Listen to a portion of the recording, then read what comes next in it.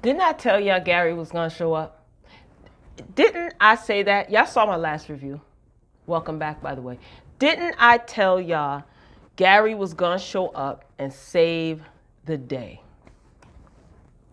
I told y'all. He beats Chocolate up. Beats him down. Greetings, royal family. Welcome back to another review of Tyler Perry's Sistas. I don't even know what episode this is. And I'm starting to question my own sanity for continuing to watch this show. Jesus be a therapist. So Gary appears out of nowhere, drags Chocolate out the car because he's trying to assault Andi, and he beats Morris to a pulp. And he was about to finish him off, but Andi told him no. She said, baby, let's leave, baby. So she doesn't want him to get arrested. Like you can prevent that. Again, Andi, your law license is hanging on by a prayer. Not even a thread, a prayer. Morris is all bloody and bruised up, and he's laughing. This is how you know somebody is crazy. He is bleeding, laughing, bruised, battered, and on the ground. He's laughing, and he tells Gary that he is going to be sorry he did this. I believe him. I told y'all Gary was... I told y'all. I told you. Anyway, we move on to Karen and Zack. Can't they just skip certain storylines? Like they don't always go back to every storyline like in sitcoms or in scripted television, right? Remember back in the day, like you didn't always go to every storyline or every character. Y'all could skip Zack and Karen at least once, twice, maybe 3 times in a row. So Karen said that she needs a man that's gonna make love to her mind and not just her body. I can dig that. So she's sapiosexual. Google it. But we all know that it sounds good, girl. Anyway, Zack tells her good luck finding that. So they're in her apartment. They're sitting. Remember, Aaron left in the last episode. Zack had his little bonsai tree that she had since college. They destroyed it when Aaron and Zack got into a little tussle that required the cleaning crew to be there for 2 episodes. Anyway, so Zack tells her, you know, good luck finding that. And she says she already has. Oh. So she's referring to Aaron. Karen, I don't know, girl. You don't really know Aaron. Anyway. Zack asked Karen, are we going to make it? This is what he says. Are we going to make it, Karen? No, fool. Didn't you just hear her say that she found what she desires? She's already found it. In Aaron, you sitting right next to her. You didn't hear her? I heard her. Did y'all hear her? He asked her the same question again. She tells him that he should cash his checks and find a place. Then she walks off and locks herself into her room. And then he asks 2 more times. I'm like, Lord have mercy. I'm starting to question my sanity, y'all. Like, anyway, let me move on to Andi. So she and Gary, they're driving in the car because they left the scene of the crime. So Gary is pissed, you know, and Andi says that they need to go to the police station to report this. Gary's like, let me out. Gary said, hell nah. You could go, let me out. I was rolling. That was so funny. And he also said that his wife has a tracker on Andi's car. How in the heck did she do that? When did she do that? And is that legal? Gary, listen, man. What's up with you, yo? You got to pick a side, bro. You have to pick a side. How long has Gary been aware that his wife has a tracker on the car? Or did you put the tracker on her car, Gary? He says that he can see his wife trailing Andi's car in the rear view, and she's following them. I'm like, yo, what is going on? Gary risking a lot. Anyway, so he gets out and he tells Andi to go to the police. Gary said, get me out of here. So we move on. We see Sabrina. I know I said I was not including her in the storyline, but I got some relief this week. So here we go. So she's at home watching Madea movies. How cheesy. You can hear Madea in the background. That was so cheesy. Like, she could be watching like some Eddie Murphy stand-up comedy. I'm trying, y'all. I'm just trying to squeeze blood out of a turnip here. So Maurice calls her. He's outside her apartment, and he walks into her apartment. So I guess he has a key too. And he wants to borrow one of her hats. Okay, an ugly hat, whatever. And Maurice tries to get Sabrina to come to his drag show. She's not feeling it. You know, she doesn't want to be out. She wants to stay home and watch Madea movies, eat chocolate and drink wine. So Sabrina, she warns Maurice again, you know, about going out with Alonzo. He says that he'll be fine. He'll text her the address of his drag show just in case she changes her mind. So he ends up leaving. So we go back to Andi. Now, Andi just got assaulted. I don't mean to smile at that, but just hear me out, guys. Gary told her, go to the police station. No, what does she do? She stops by Karen's house. She stops by Karen's house. Zack is still there in the living room, sitting in the living room by himself.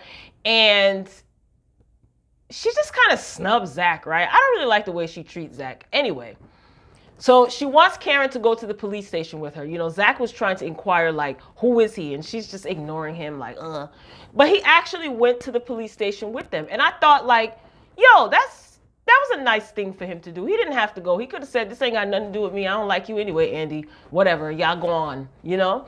But he actually went with them to the police station. So we see Danny. Sabrina shows up. She's dressed up. She shows up to Danny's house. He's trying to convince Danny to come out with her because she's on her way to Maurice's drag show.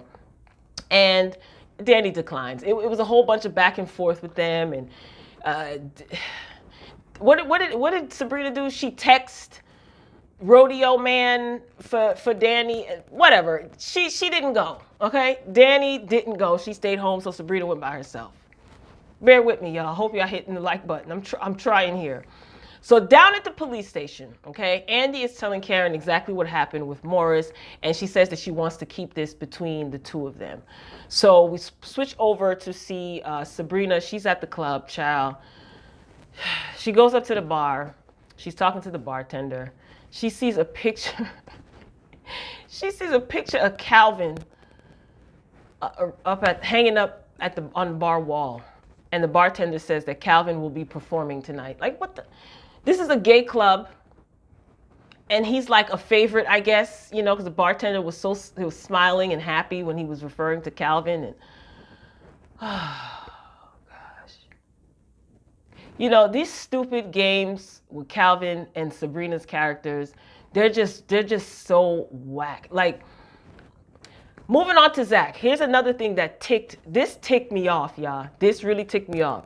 So he's outside in the parking lot because he's at the police station. So he went outside, he's smoking a bogey, and apparently he's in a non-smoking area. So he's approached by a female officer, black woman, and he's starting to get harassed and talked to in a derogatory manner by this police officer. She tells him to, like, you know, drop the cigarette, turn around and put your hands on the car.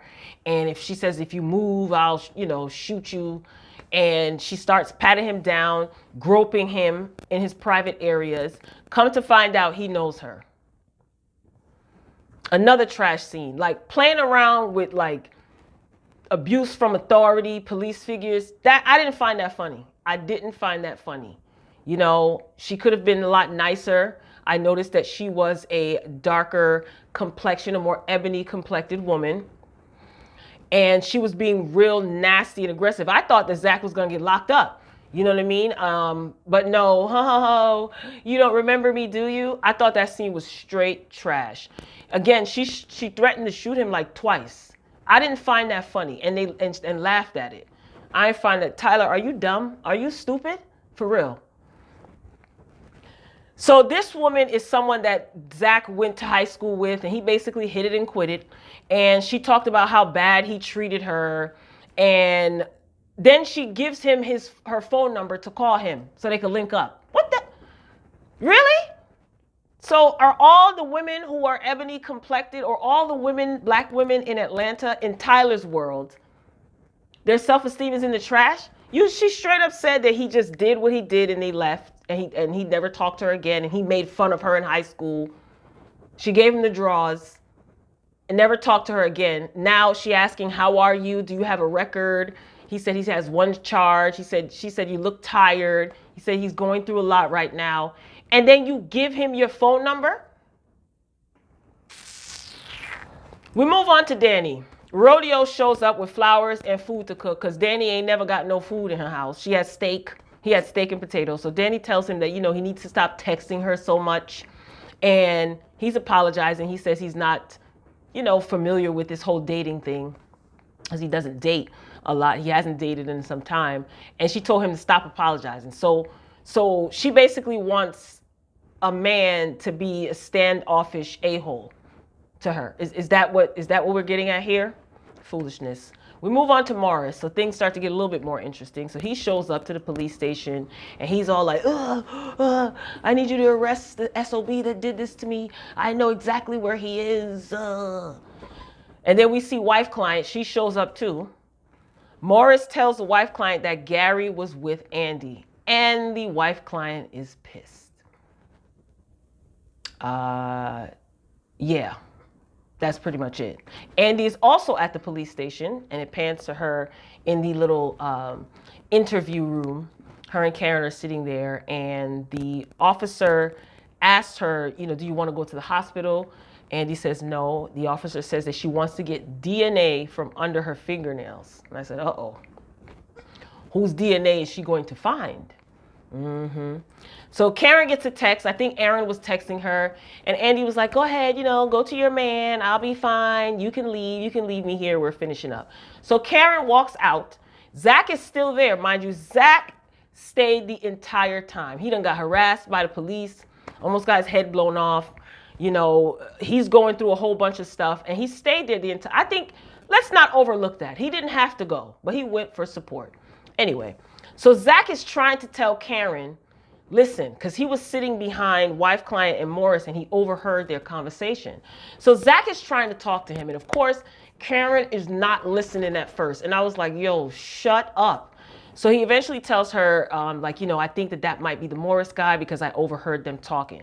So Karen, she runs back into the interrogation room. She tells Andi that Morris and Gary's wife are at the police station as well. Thank you, Zack. Thank you for your heroic act of kindness. Thank you. Now back to the gay bar. Sabrina's still waiting on Maurice, and I forgot the guy. Lorenzo comes up. I think that was Maurice's friend, or that is Maurice's friend. And he's saying, I have no idea where Maurice is. So she's waiting. He's nowhere to be found. And at this point, Calvin is on stage, dressed like a cowboy, performing. And people are putting money, giving him money, tucking money in his jeans, I think they were. Sabrina, she ends up leaving. So Lorenzo, or whatever whatever the guy's name was that was there with her or whatever, or ran into her, he says to her, you're not going to stay and talk to Calvin? Why is everybody trying to force this girl to talk to Calvin? She was like, nope, I think I've seen all I needed to see. Now you've seen all you need? Finally. But then again, we don't even know what that is. Because next week she could be calling him, trying to get back with him. Anyway, so she ends up leaving. All right, so we go on to see Maurice. He's standing outside somewhere in his drag ensemble, okay, wig, and that ugly hat that he borrowed from Sabrina on top of his wig. So Alonzo pulled up, and it's clear that Alonzo is not gay, nor does he like gay men. This is what I'm getting from Alonzo and his aggressive manner. And he says that he is tired of men like Maurice making black men look bad. He grabs Maurice and they start fighting. Tyler, does Tyler Perry try to fit every single negative stereotype about black people into his low budget shows? Is that his objective? Because I'm starting to think that this particular scene with Alonzo and Maurice was trash. The scene with Zack and the police officer lady, trash. You know what else I'm sick of? I'm sick of everyone trying to protect Andi. She's a homewrecker. Let's call it what it is, a home wrecker.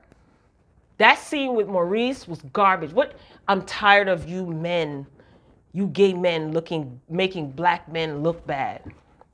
What? This concludes another episode of Sistas Review by me, Royal B. Royal family, thank you for bearing with me. I was contemplating, I was ironing my shirt, and I was contemplating, do I even want to do a review for this episode? But again, I started it, so I have to see it through. And there are, I guess, 6 or 7 or 5 more painfully, probably poor written episodes left of this season. I thought that scene with the police officer and Zack, I thought that was carelessly done. I don't think it was done properly. That was whack. That was straight whack. So if you enjoyed the commentary, ladies and gentlemen, please do me a favor and hit the like button. You can share the video as well. I definitely don't mind. And before you go, I would appreciate you dropping down in the comments and sharing your thoughts. You don't have to agree with anything that I said. I'm totally fine with that. But I ask that you disagree respectfully.